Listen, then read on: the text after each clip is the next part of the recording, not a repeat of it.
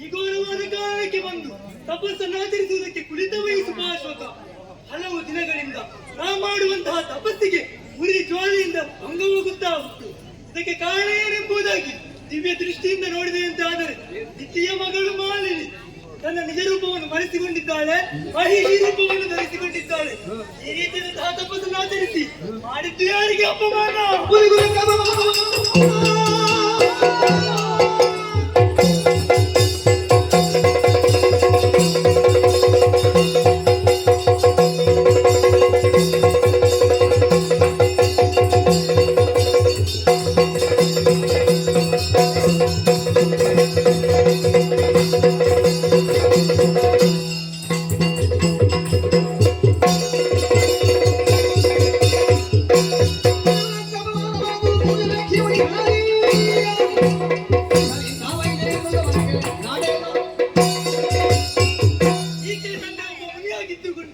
ಮಗಳು ಈ ರೀತಿಯಂತಹ ಕಾರ್ಯವನ್ನು ಎಸಗಬಹುದೇ?